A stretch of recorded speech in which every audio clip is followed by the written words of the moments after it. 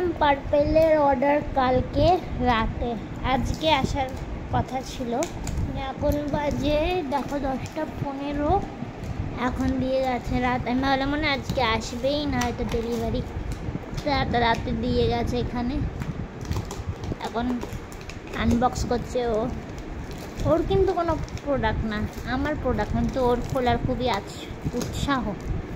অবশ্য ও মাখবে এখান থেকে ফেস ওয়াশটা, খুলে ফেলেছে।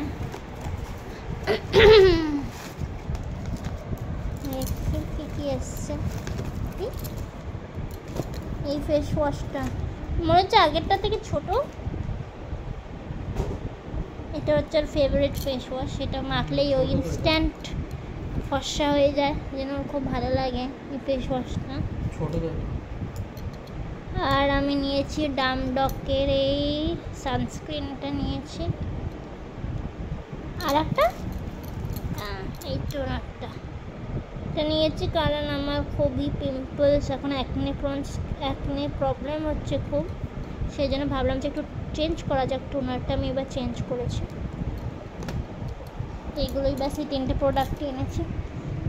অনেক খুঁচিয়ে তারপর দিয়েছে, টাকা দিচ্ছিল না। ঠিক আছে, না ভালো বল, এমনিই দিয়েছে, থ্যাংক ইউ।